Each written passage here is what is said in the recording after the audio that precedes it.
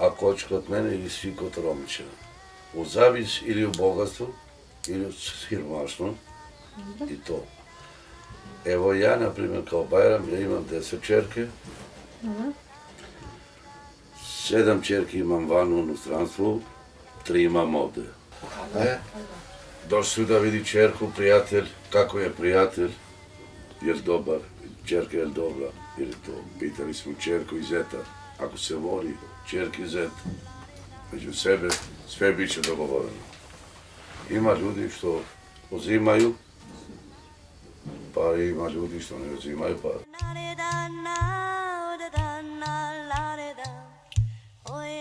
Čeko uzima čerku, on daje pare. Naprimjer, doš kod mene, da tražim moj čerka, ja sam uzeo pare, tražim sam, naprimjer, 2-3 hiljade. Pa daje do 3 hiljade, 4, najviše do 5. Je kako je, naprimjer, bogat i kako je to. Ako je siromašno, naprimjer, to je još manje. I to opet to pare, to ide i opet počekamo. Naprimjer, od 18 godina pa dalje, 18 godina, 20 godina, do 25. Ispod 18 godine, možda da ima i 15 godina. Ako je mlada, treba da se nauči mlada, treba da se to, ne znam, mlada, naprimjer, da pravi, da jede, da pije, da metluje i to i sve. Slušaj, kod nas je običaj teško. Mi, ja da dajem čerku na taj mjesto ima da umre. Neka ima 1000 problema, ja to sve završim, sam, za moj prijatelj. Ne treba da čuje onaj. Ja među prijateljima, naprimjer, sve napravimo to. Slušaj sad, naprimjer, svako porodica, romska porodica, taj ili snao, ili čerka, ili što god bilo, to treba da ide dobro u kući, da se sluša jednog drugoga, kad imamo, kad nemamo. Glavno da ne bude svađa, da ne bude tuča, da ne bude neki, razumiješ, problem neki drugi.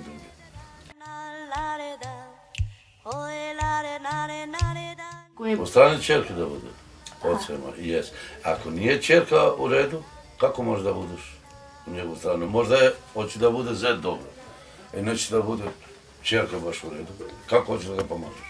Ako je kriv čerka treba da ga pomažeš da se pomiri. Ako je zet treba da se pomiri, to se zna. Slušaj, ako nije on dobar, ako je, na primjer, gola, bosa, tuču i to, normalno mora da se vrati kući čerkom.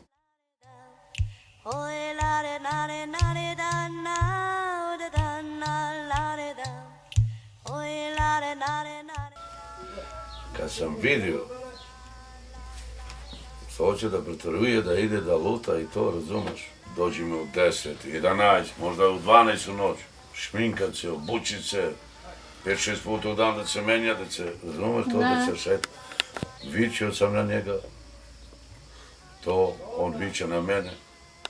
Boga mi niti je dobro, kaže. Pa ti koga voliš, što on uzimaš, da mi kažeš ko je taj čovjek. Da ne bude svađa, da ne bude i to. To je nije.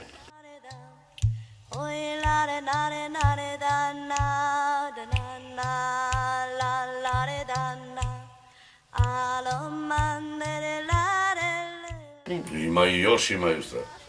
Kako da je sve braća i sestre, zna i sve ima od mene strah. Od nikoga ne.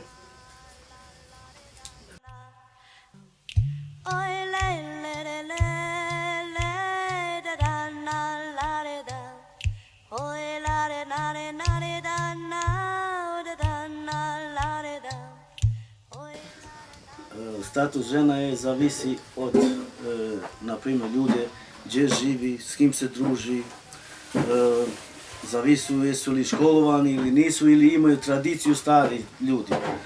Naprimjer, ako imaš tu staru tradiciju, onda ideš kako dedi, prađedi, to, kako imaju oni tu tradiciju.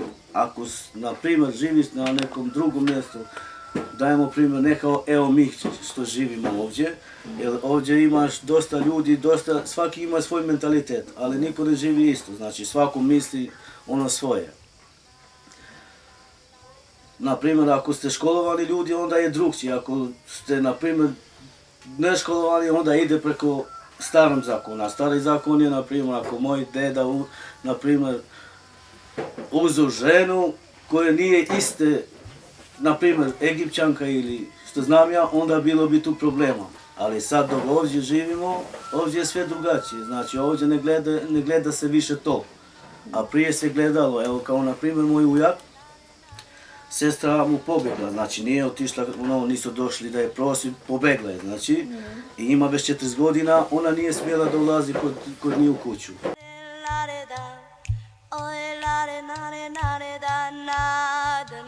Pa normalno, postoji ugovor, na primjer, ako... Ja sam vjerio sina sad. Dobro.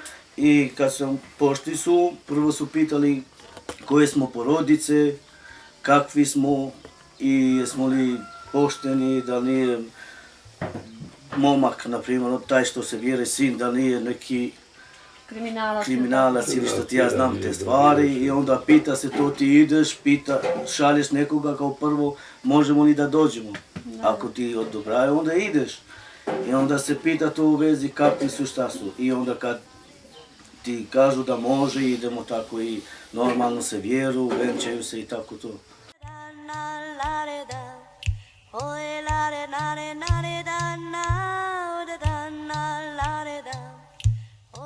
Tu se najviše pita mladi. Vide se, na primjer, kad mi idemo to, kad nam odobraju, idemo da je prosimo i onda oni izlažu u grad, u pići ili nešto da šetaju ili možda tu kuću, drugu sobu sedu, oni sami pričaju i tako se upoznaju. Pa može biti i da ne bude do vjere. Jer to ako ti uzimaš, na primjer, za sina jednu ženu koju njemu se ne sviđa se, ako ne danas, sutra, prek sutra imat će problema. Znači vi ste mi to kao na silu dali da se oženim s njom i onda to nije dobro.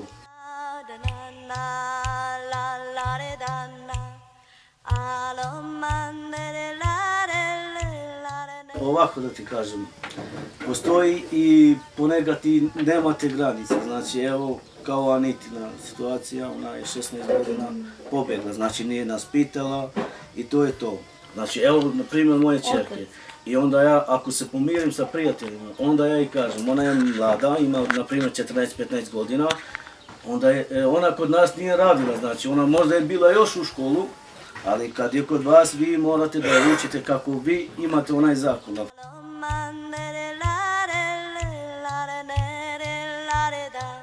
Primjer, ako normalno uzimaš pare, što znam, i jest da je tvoja čerka kriva, na primjer moja čerka je kriva, ja sam uzeo para i onda sad ima problema.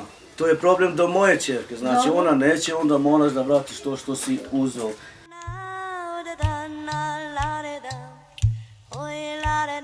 Kod Egipćana, kad se pomiriš, dolazi, na primjer, pobeže ti čerka i dolazi da se pomiriš, znači dogovorili smo se. Mi ne dajemo, na primjer, svotu nova, ti treba toliko para da dođeš. No dolazi zet, kao prvi put kući i onda to nije bitno ili 100, 200 eura ili 50, to on sam određuje koliko. Sad za sina, meni su tražili 2.500 eura.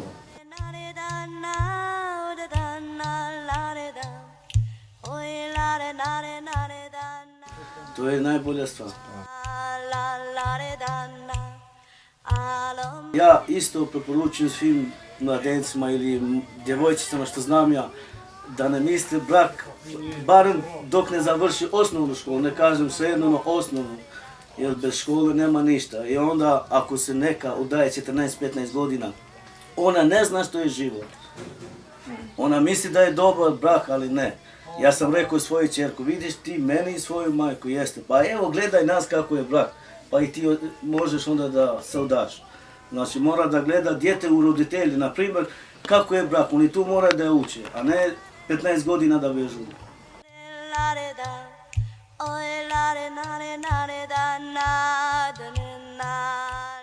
Više su majke odgovorne, zato su očevi uvijek radu i nisu u kući.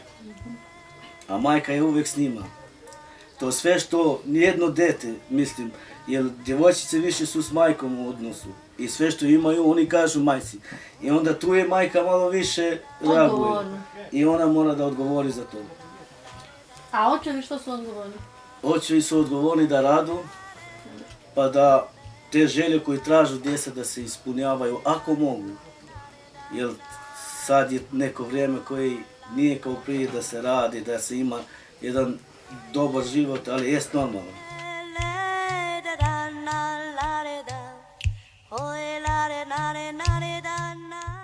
Ja sad, na primjer, kod nas, Dobro? kod Eđipta, Egipćani. kod nas je običaj da dam, na primjer, čerke. Dobro. Mi uzmem pare malo. Koliko para? Na primjer, 1000 euro da pravimo svadbu. Pravite sad.